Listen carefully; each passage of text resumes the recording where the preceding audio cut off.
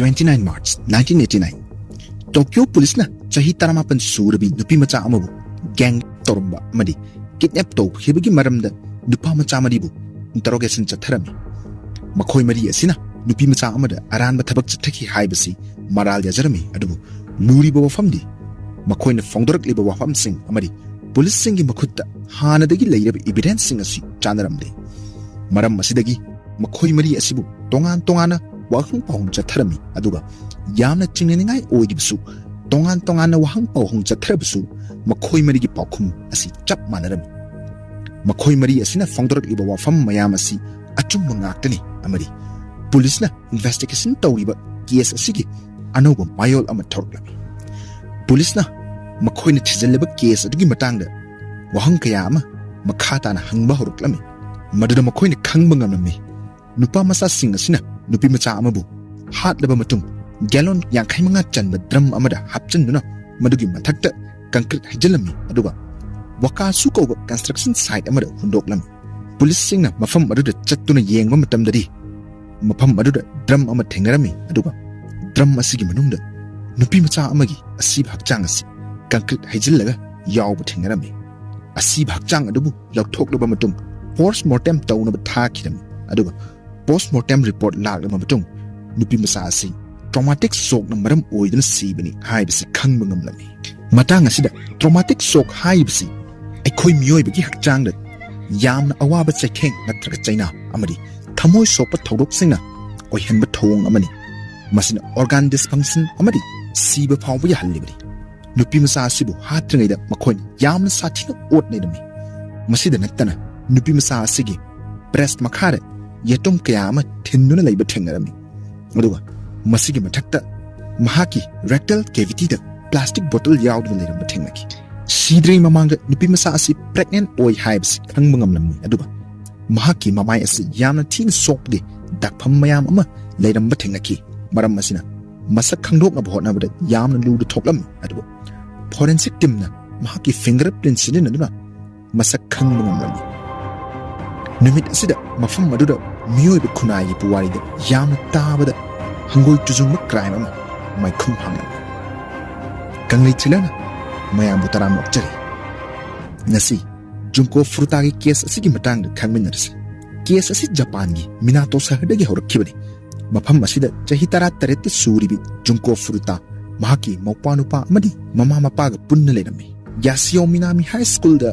lairik tamna plastic molding factory amada part-time job su tawrammi aduga graduation tawnaba mahakna sel tungsinjarami Junko Furuta asi masak mataw yamna fajabat natna lairik laisusu yamna pharammi maram asina school asigi nupa masa singbu masana pamjadrabsu mangon attract tawrammi mahak school adugi nupa masa sing adugi dream girl haibadu oibaga chap manarami school asida nupa macha marigi gang malerami makhoi mari asi school dagi drop tawrubsu school asida adum lakami aduga atopa sadra singda bully toina tawrami makhoi mari asi local gang amaga mari leinaba maramna satra faculty amadi local gi miyoi singna faw kirami group asida sahi tarane pan suraba Hiroshi Miyano sahi 13 suraba Jō Ogura sahi 13 suraba Shinji Minato amadi sahi 13 suraba Yasushi Watanabe ni makhoi gi maraktagi Hiroshi Miyano asi Junko bu yamna pamjarami nongma Junko da mahakna propose tawrami adubu Junko na yamna fajaba mongda reject tawrami Miyano na rejection asi yaramde mari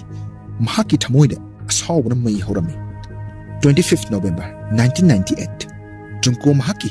part-time job adu loidaduna mahaki cycle da mayum halaklami halakpagi lambi aduda Hiroshi Miyano amadi Shinji Minato su chatlami makhoi anina Junko mathanta chatpa asi urammi amadi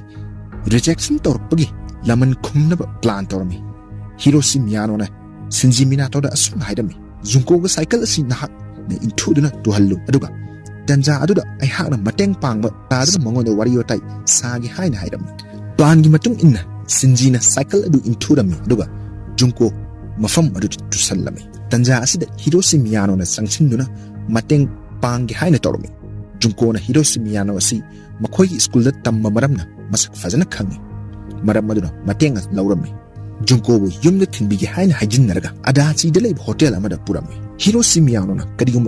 mafam asidagi ꯆꯦꯟꯒ ꯇꯧꯔꯕ ꯅꯠꯇ꯭ꯔꯒ ꯀꯅꯥꯒꯨꯝꯕ ꯑꯃꯗ ꯄꯥꯎ ꯄꯤꯅꯕ ꯍꯣꯠꯅꯔꯕꯗꯤ ꯃꯈꯣꯏꯒꯤ gang ꯃꯦꯝꯕꯔꯁꯤꯡꯗ ꯍꯥꯏꯔꯒ ꯃꯥꯒꯤ ꯃꯃꯥ ꯃꯄꯥ ꯑꯁꯤꯕꯨ ꯍꯥꯠꯇꯣꯛꯍꯟꯒꯅꯤ ꯍꯥꯏꯅ ꯖꯨꯟꯀꯣꯗ ꯙꯝꯀꯤ ꯇꯧꯔꯝꯃꯤ ꯋꯥꯐꯝ ꯑꯁꯤ ꯇꯥꯕꯗ ꯖꯨꯟꯀꯣ ꯑꯁꯤ ꯀꯤꯕꯗꯒꯤ ꯇꯨꯃꯤꯟꯅ ꯂꯩꯔꯝꯃꯤ ꯍꯤꯔꯣꯁꯤꯅ ꯖꯨꯟꯀꯣꯒꯤ ꯃꯊꯛꯇ ꯌꯥꯝꯅ ꯇꯧꯍꯩꯗꯕ ꯅꯠꯇꯕ ꯂꯤꯆꯠ ꯀꯌꯥ ꯑꯃ ꯇꯧꯔꯝꯃꯤ ꯑꯗꯨꯒ ꯃꯍꯥꯛꯅ ꯁꯦꯇꯤꯁꯐꯥꯏꯗ ꯑꯣꯏꯔꯕ ꯃꯇꯨꯡ ꯁꯤꯟꯖꯤ ꯃꯤꯅꯥꯇꯣ ꯑꯃꯗꯤ ꯑꯇꯣꯞꯄ ꯃꯥꯒꯤ ꯃꯔꯨꯞ ꯑꯅꯤꯕꯨꯁꯨ ꯀꯧꯗꯨꯅ ꯖꯨꯟꯀꯣꯒꯤ ꯃꯊꯛꯇ ꯑꯔꯥꯟꯕ ꯊꯧꯑꯣꯡꯁꯤꯡ ꯑꯁꯤ ꯆꯠꯊꯍꯜꯂꯝꯃꯤ ꯖꯨꯟꯀꯣ ꯑꯁꯤ ꯃꯁꯤꯒꯤ ꯃꯇꯨꯡꯗ ꯊꯥꯗꯣꯛꯂꯒꯦ ꯍꯥꯏꯅ ꯇꯧꯔꯝꯂꯕꯅꯤ ꯑꯗꯨꯕꯨ ꯏꯈꯪ ꯈꯪꯍꯧꯗꯅ ꯃꯈꯣꯏꯒꯤ ꯋꯥꯈꯜꯗ ꯀꯔꯤꯒꯨꯝꯕ ꯈꯔ ꯊꯣꯔꯛꯂꯝꯃꯤ ꯀꯔꯤꯒꯨꯝꯕ ꯖꯨꯟꯀꯣꯕꯨ ꯃꯐꯝ ꯑꯁꯤꯗꯒꯤ ꯊꯥꯗꯣꯛꯈ꯭ꯔꯕꯗꯤ ꯄꯨꯂꯤꯁꯇ ꯁꯣꯏꯗꯅꯃꯛꯀꯤ ꯀꯝꯄ꯭ꯂꯦꯟ ꯇꯧꯔꯒꯗꯧꯔꯤꯕꯅꯤ ꯃꯔꯝ ꯑꯁꯤꯅ ꯁꯤꯟꯖꯤ ꯃꯤꯅꯥꯇꯣꯒꯤ ꯃꯌꯨꯝꯗ ꯄꯨꯔꯝꯃꯤ ꯑꯗꯨꯒ ꯁꯤꯟꯖꯤꯒꯤ ꯄꯦꯔꯦꯟꯁꯇ ꯑꯁꯨꯝ ꯍꯥꯏꯔꯝꯃꯤ ꯖꯨꯟꯀꯣ ꯑꯁꯤ ꯃꯍꯥꯛꯀꯤ ꯒꯔꯜꯐ꯭ꯔꯦꯟꯅꯤ ꯑꯃꯗꯤ ꯃꯍꯥꯛ ꯉꯁꯤꯗꯒꯤ ꯌꯨꯝ ꯑꯁꯤꯗ ꯂꯩꯔꯒꯗꯧꯔꯕꯅꯤ ꯁꯤꯟꯖꯤ ꯃꯤꯅꯥꯇꯣꯒꯤ ꯄꯦꯔꯦꯟꯁꯁꯤꯡꯁꯨ ꯅꯨꯄꯤꯃꯆꯥ ꯑꯁꯤꯕꯨ ꯃꯍꯥꯛꯀꯤ ꯒꯔꯜꯐ꯭ꯔꯦꯟ ꯅꯠꯇꯦ ꯍꯥꯏꯕꯁꯤ ꯈꯪꯂꯝꯃꯤ ꯑꯗꯨꯕꯨ ꯃꯈꯣꯏ ꯑꯁꯤ ꯇꯨꯃꯤꯟꯅ ꯂꯩꯈꯤ ꯃꯔꯝꯗꯤ ꯁꯤꯟꯖꯤꯒ ꯃꯔꯤ ꯂꯩꯅꯔꯤꯕ ꯒꯦꯡꯁꯤꯡ ꯑꯗꯨꯕꯨ ꯀꯤꯕꯗꯒꯤ ꯇꯨꯃꯤꯟꯅ ꯂꯩꯔꯤꯕꯅꯤ ꯑꯃꯗꯤ ꯁꯤꯟꯖꯤꯅ ꯇꯧꯔꯤꯕ ꯊꯕꯛ ꯑꯗꯨ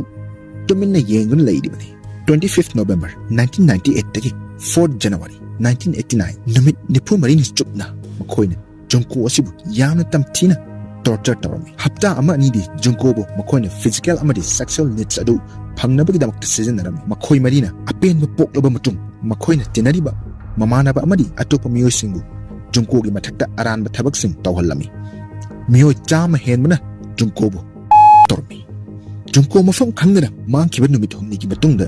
ꯖꯨꯟꯀꯣꯒꯤ ꯄꯦꯔꯦꯟꯁꯅ ꯄꯨꯂꯤꯁꯇ ꯃꯤꯁꯤꯡ ꯔꯤꯄꯣꯔꯠ ꯑꯃ ꯐꯥꯏꯜ ꯇꯧꯔꯝꯃꯤ ꯃꯈꯣꯏ ꯃꯔꯤꯅ ꯃꯤꯁꯤꯡ ꯔꯤꯄꯣꯔꯠ ꯑꯃ ꯇꯧꯔꯦ ꯍꯥꯏꯕꯁꯤ ꯄꯥꯎ ꯐꯪꯂꯝꯃꯤ ꯃꯔꯝ ꯑꯁꯤꯗꯒꯤ ꯖꯨꯟꯀꯣꯕꯨ ꯅꯝꯐꯨꯗ ꯃꯥꯒꯤ ꯄꯦꯔꯦꯟꯁꯇ ꯀꯣꯜ ꯇꯧꯍꯜꯂꯒ ꯑꯁꯨꯝꯅ ꯍꯥꯏꯍꯜꯂꯝꯃꯤ ꯃꯍꯥꯛ ꯑꯁꯤ ꯅꯨꯄꯥ ꯑꯃꯒ ꯆꯦꯜꯂꯒ ꯃꯐꯝ ꯑꯃꯗ ꯌꯥꯝꯅ ꯅꯨꯡꯉꯥꯏꯅ ꯂꯩꯔꯤ ꯑꯃꯗꯤ ꯃꯍꯥꯛꯄꯨ ꯊꯤꯔꯛꯀꯅꯨ ꯍꯥꯏꯅ ꯍꯥꯏꯍꯜꯂꯝꯃꯤ ꯃꯁꯤꯒꯤ ꯃꯇꯨꯡꯗ ꯖꯨꯟꯀꯣꯒꯤ ꯄꯦꯔꯦꯟꯁꯅ ꯃꯤꯁꯤꯡ ꯔꯤꯄꯣꯔꯠ ꯑꯗꯨ ꯋꯤꯊꯗ꯭ꯔꯣ ꯇꯧꯔꯝꯃꯤ ꯑꯃꯗꯤ ꯄꯨꯂꯤꯁꯅ ꯃꯁꯤꯒꯤ ꯃꯇꯥꯡꯗ ꯀꯔꯤꯃꯠꯇ ꯇꯧꯔꯝꯗꯦ ꯃꯈꯣꯏꯅ ꯖꯨꯟꯀꯣꯕꯨ ꯅꯨꯡꯇꯤꯒꯤ ꯃꯈꯜ ꯃꯈꯥ ꯀꯌꯥꯒꯤ ꯇꯣꯔꯆꯔ ꯇꯧꯔꯝꯃꯤ ꯈꯨꯗꯝ ꯑꯣꯏꯅ ꯅꯨꯃꯤꯠ ꯆꯨꯞꯄ ꯖꯨꯟꯀꯣꯕꯨ ꯅꯦꯀꯦꯠꯇ ꯊꯝꯕ ꯃꯥꯒꯤ ꯖꯦꯅꯦꯇꯦꯜꯁꯇ ꯃꯈꯜ ꯃꯈꯥ ꯀꯌꯥꯒꯤ ꯄꯣꯠꯁꯛꯁꯤꯡ ꯍꯥꯏꯕꯗꯤ ꯕꯣꯇꯜ ꯑꯥꯏꯔꯟ ꯔꯣꯗ ꯕꯣꯜꯁ ꯑꯁꯤꯅꯆꯤꯡꯕꯅꯤ ꯀꯔꯤꯒꯨꯝꯕꯗ ꯃꯥꯒꯤ ꯖꯦꯅꯦꯇꯦꯜꯁ ꯃꯅꯨꯡꯗ ꯂꯧꯊꯣꯛꯄ ꯌꯥꯗꯗꯨꯅ ꯃꯅꯨꯡꯗ ꯑꯗꯨꯝ ꯄꯟꯗꯨꯅ ꯂꯩꯁꯤꯟꯕꯁꯨ ꯌꯥꯎꯔꯤꯕꯅꯤ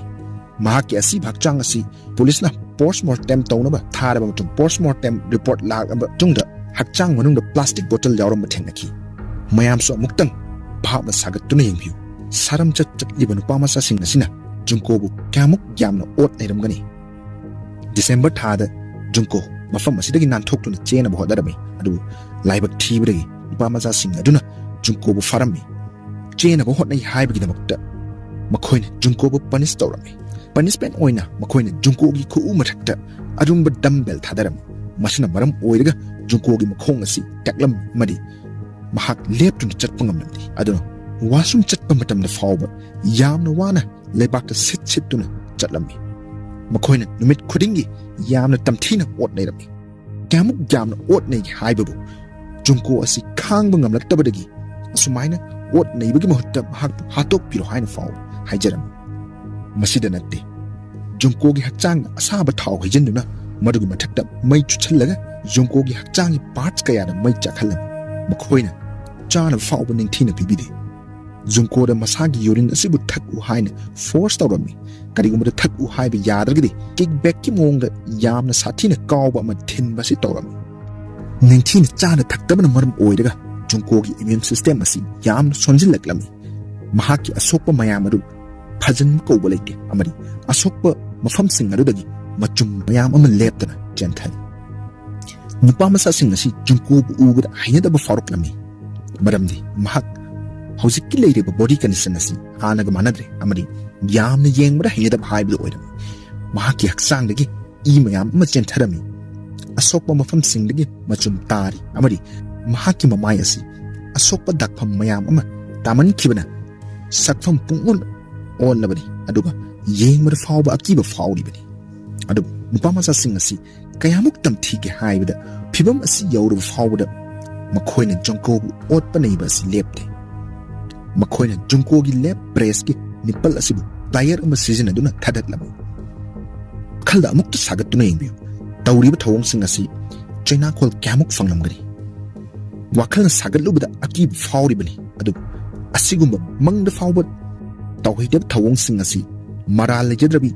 ꯖꯨꯟꯀꯣ ꯐꯨꯔꯨꯇꯥꯒꯤ ꯃꯊꯛꯇ ꯇꯁꯦꯡꯅ ꯇꯥꯏꯕꯪꯗ ꯆꯠꯊꯔꯤꯕꯅꯤ 4 January 1989 Hiroshi Miyano na mahaki araiba paisa sing asi jwada loina thadoklami masigi sauba asi Junko gi mathakta loina hitharami amadi Junko na sidriba fawba ot nairami 5th January 1989 ayuki pung tara tarakpa matamda Junko mahaki aroy sor honki ot naiba si khangba ngamdruna taibang pal asi thadokluna chatkiram masigi matungda makoina tawdiba crime asibu ungdana ba haiduna gallon yankai manga chanba drum amagi manungda Junko gi hakchang asibu hapchinduna madugi mathakta concrete haijalami aduga waka suda leiba construction site amada lanthoklami Hiroshi Miyano chahi kun jail thamnaba rai tarami Jō Ogura chahi tara jail thamnaba court na rai tarami Shinji Minato chahi mapan amadi Yasushi Watanabe chahi taret jail thamnaba haina court na rai taki compensation oine Hiroshi Miyano gi parents ku Junko Furuta gi parents da $350,000 hojiki matamda $8 lakh matam aduda 50 million Japanese yen pi na barai taki asum tawduna miyoi baki puari da khwaidagi tamthiraba amadi tabada hangoi tujungba fawriba case asi loshiki wari asi tabada kadi fawi bagi mayam su comment haibiram kanglei thriller mayambu amuk kan thagatchari